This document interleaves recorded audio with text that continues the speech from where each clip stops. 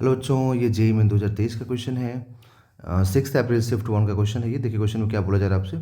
A planet has double the mass of the earth, it's average density is equal to that of the earth, है ना। Average density planet का और अर्थ का equal है। And weight an object weighing W on earth will weigh on the planet. Okay, question में जो information दिया गया बच्चों, उसके अकॉर्डिंग कि जो डेंसिटी है प्लैनेट का और जो डेंसिटी है अर्थ का वो आपस में इक्वल है ना, सेम है।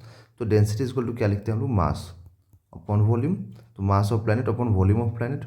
तो वॉल्यूम ऑफ प्लैनेट क्या लिखेंगे, 4/3 पाई आर क्यूब। ओके, तो यहाँ पर mass of earth upon 4/3 pi R cube. Okay, तो ये 4/3 कैंसिल हो जाएगा, ये अर्थ का मास हो गया।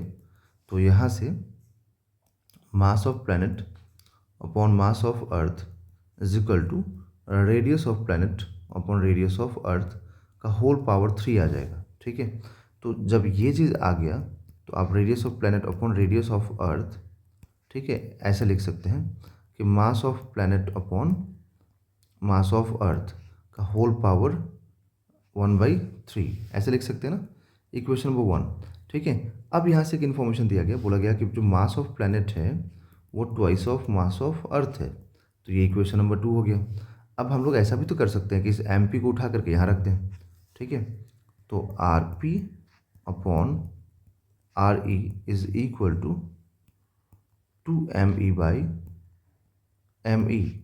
का होल पावर 1/3। ठीक है, तो एम ई से एम ई कैंसिल, तो 2 का पावर कितना हो जाएगा, 1/3। ये मालूम हो गया ना।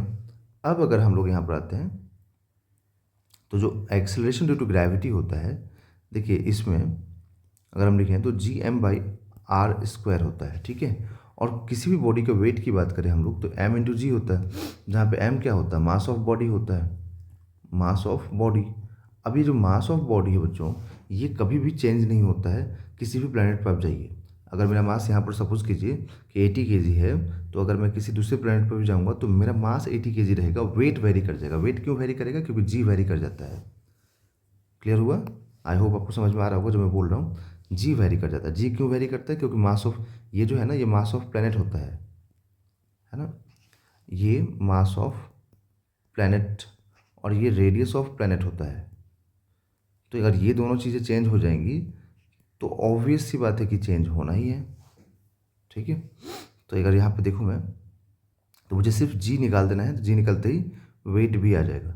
तो मैं लिखूँगा कि जी पी अपॉन जी ई। ठीक है, तो यहाँ लिखूँगा G, capital G M P upon R P square by G M E by R E square. Okay, अब यहाँ पे कैपिटल जी से कैपिटल जी कैंसिल हो जाएगा। अब अगर कैपिटल जी कैंसिल हो गया, ठीक है, तो यहाँ से आ जाएगा कि M P by M E into R E square by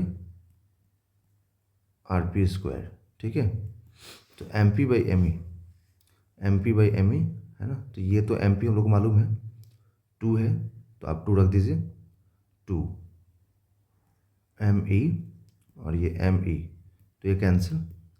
और R E by R P है ना, तो R E by R P यहाँ से देखें अगर हम लोग, तो ये R E by R P क्या आएगा, ये आ जाएगा 1/2 ⁻⁴ है ना। तो ये लिखते हैं हम लोग यहाँ से कि R E upon R P का होल स्क्वायर, तो ये 2 है ना, और ये आ जाएगा बच्चों यहाँ से 1/2 ⁻⁴ का होल स्क्वायर। ठीक है, तो यहाँ से हम लोग क्या मिलेगा, 2 इंटू, अब ये हो जाएगा 2 अब ये स्क्वायरिंग है और ये पावर 1/3 है, तो टोटल क्या हो जाएगा, 2/3 हो जाएगा पावर इसका। ठीक है, तो अब ये 2 इंटू 2 ⁻⁻2/3, दैट मीन्स कि 2 इंटू 1 - 2/3।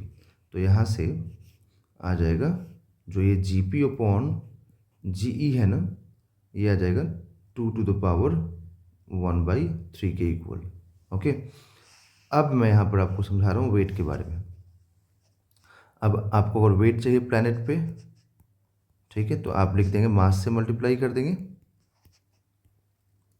ठीक है, यहाँ पर मास से मल्टीप्लाई कर देंगे जो कि 2⁻⁴ है।